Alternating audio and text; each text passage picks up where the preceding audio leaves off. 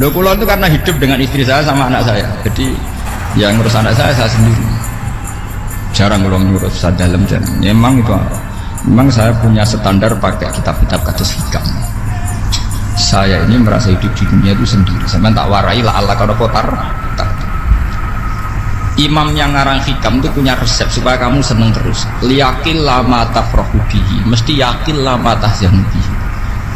Usahakan sedikit sekali apa yang bikin kamu seneng, maka akan sedikit sekali yang bikin kamu susah. Jadi misalnya kulo jadi kiai, misalnya cari wong ya kulo kiai wong alim, jelas nak ngalim ngalim, nak kiai rapat yo, nak ngalimnya jelas. Nak kiai rapat yo, sampean kan kiai tapi ra ngalim.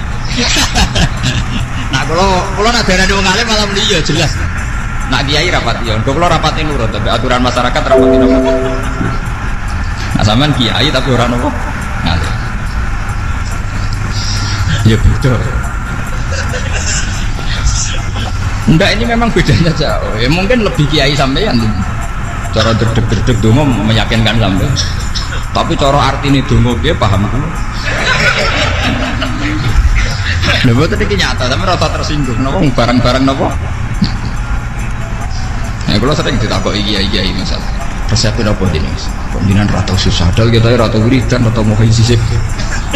Resepnya ilmu itu gini kata hikam. Ulama yang kayak hikam tuh pernah ngarang kitab tuh saking syukurnya entah saking angkuhnya terserah ngomentari. Kamu harus yakin bahwa di sisa hidup Anda itu tidak akan maksiat lagi. Sehingga kalau kamu ditegur maksiat, anggap saja ahlu maksiatin kudurat alika. Anggap itu yang Siapa yang menganggap mukhal bahwa dia tidak akan dosa sampai mati, berarti menganggap Tuhan itu lemah. Karena cara berpikir kita kan bayangkan hidup itu 40 tahun lagi. Misalnya saya sekarang buat 40, bayang umur kadang 4 tahun mana. Sampean misalnya umur selawe, bayang selawe tahun. Sehingga menganggap dalam durasi ini selawe tahun kok orang maksiat kan mukhal. Apalagi sampai sudah tahu maksiat itu bakat tempah. Ya maksiat itu kelas-kelasan, nak bikin pacaran. Nak wong iso mau mah yo nakal, nak sing setengah soleh ya berbau proposal ya sesuai kontaknya dhewe-dhewe. Itu kan urusan masing-masing. Ya itu kan urusan masing. Wae waktu sabu ala wong ngono ora ana sing roh wae waktu sabu. Ngrobongan wali songo, mbok kangen wali songo, mbok golek selisih wae napa alam. Sing roh pangeran piyam. Mbok kangen wali, mbok golek selisih margin. Niku pokoke wae napa ya itu kan urusan jenengan mbek pangeran tuh, bukan urusan kula. Tapi tetap saya sebagai ulama mengingatkan niat itu ditoto. Begini, ulama dulu tuh ngitung hidup hanya 2 menit 2 detik, sehingga dia ya gampang saja. Kayak imam, kayak kanjeng Nabi itu, ya Rasulullah kenapa tidak menyediakan makan untuk besok? Saya itu tidak yakin, nggak ada hidup saya sampai besok. Ya sudah begitu cara, ya sudah tenang saja. Kalau sampean kan bayangkan hidup 4 tahun lagi, 5 tahun lagi, sehingga arah mangan itu wedi tenan. Padahal bolak-balik zaman cilik arah mangan itu tetap wedi. Jadi cara berpikir Nabi itu begitu. Begitu juga cara pikir sahabat, cara pikir ulama-ulama yang waras itu begitu. Loh saya itu pernah melarat di Jogja, zaman pertama merantau. Itu kalau santri saya bilang, Gus kok tidak punya beras nih? Tapi aku yakin nak sesuk urip baru. Gue butuh mangan sesuk, anak sesuk ijek nopo. Cara berpikir ulama itu begitu. Sehingga melihat maksiat juga gitu. Alhamdulillah aku ijek urip 1 detik, 2 detik, 2 menit. Sehingga hidup. Dan itu sudah cukup untuk lafadzkan la ilaha illallah. Makanya kata yang ngarang hikam, betapa murahnya Allah. Surga itu hanya bisa dibeli dengan 2 menit. Karena surga itu senilai la ilaha illallah. Miftahul jannah la ilaha illallah. Itu cukup 1 menit. Berarti surga itu regane mau 1 menit. Dan karena dia nganggap hidup itu 1 menit ke depan la ilaha illallah, ya sudah dia ngitungnya hidup itu per menit. Kalau sampean kan enggak per 10 tahun, per 20 tahun, sehingga kriminal betul cara pandang sampean itu kriminal betul. Sehingga bayang lo kudu di duwe, kudu di tujuh, nak kiai kudu di pengaruh. Nah kalau saya enggak, saya meskipun tidak sehebat itu tapi mewarisi keilmuan mereka. Jadi misalnya saya jadi ulama itu bayang dong di santri musita Islam pokoknya ke Ahmadiyah ya gitu saja. Ya pokoknya ya sudah gitu. Orang bayangno santri sing pampinan takwa khusyuk salam tempel demen gelo, demen apa? Lo tanyakan santri-santri saya itu mungkin belum pernah istri saya bikin kopi. Bisa dihitung. Karena saya itu sederhana saja. Misalnya saya pergi dari Jogja, ini yang nyata salah. Bayangno bojoku semaca, gawekno kopi, bukakno lawang malah kecil. Seperti umumnya orang kan gitu. Semerantau ada bayangno bojoku nyuambut, digawekno kopi, digodhogno banyu hangat teman, bareng teko bojone wangep kukur-kukur. Karena tarifnya dia ideal, maka mudah kecewa kalau itu tidak terjadi. Nak kula mboten sebayangno kaya Jogja bojoku cek uta Islam. Nak sholat madhep bulan ya sudah gitu. Pakai standar-standar yang minimalis. Saya dari rumah bangun sampai ngaji ya, pokoknya melek. Ya sudah nak sholat madhep napa? Mulane sudah gitu.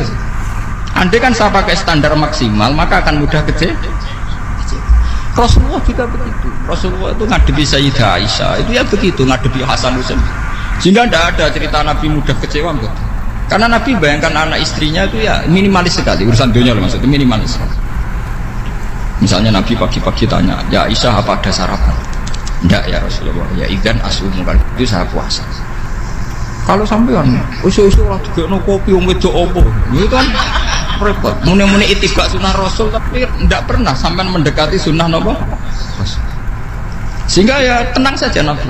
Saya tuh alhamdulillah bisa niru dalam gitu-gitu tuh bisa. Makanya ini kiai muda paling jauh. Banyak kiai-kiai sepuh itu kalau urusan gitu konsultasi sama saya. Gus saya bawa kain. Ini kalau dari era dekar. Juga saya tidak pernah bayangkan opo tanggaku seneng aku atau orang ngaji aku kecil tidak pernah. Sama itu kan makhluk, tidak penting. Kecewa itu tidak benar. Saya itu orang alim, ngerti ini warido kamat lubi, ora warido kum. Yang tak gulai ridane pengiran, ridane sing ngaji, ridane konsumen. Itu apa makhluk tidak penting. Itu harus dilatih. Harus apa? Sehingga orang itu kalau biasa sholat, maksudnya biasa takluk be Allah, mesti la'alla katardo, mesti gampang puas. Karena dia iktifak ngalap cukup be Allah Subhanahu wa ta'ala. Saya sebagai manusia juga sering ditanya si istri, misalnya saya sering ke Jogja sendirian. Nah ninggalan menopo, ninggalan itu milik pengen. Misalnya mati ninggalan, ya paling aku mau ngapain nih suara. Paling mau nangis gue kegiatan, pakai gitu. Bukan Pak, ingin saya bahwa konstitusi ulama itu masih iktimat Allah. Kalau kita kan enggak. Cara berpikir kita ngaji itu ideal semua podium, ngaji kelaminan takwa kabeh, keturunan kaji kabeh, diluk kabeh. Kita akan pakai standar-standar yang dengan asumsi kita. Padahal Nabi itu zaman sugeng al iman hahuna wa yusiru ila qalbihi sadrihi salah. Iman itu urusan hati, komitmen sampean be Allah Subhanahu wa ta'ala. Nah ini resepnya. Makanya kata hikam liyakillah mata frohubi, mesti yakinlah mata sedikit. Sedikitlah kamu gembira dengan satu hal, nanti akan sedikit kamu yang kecil.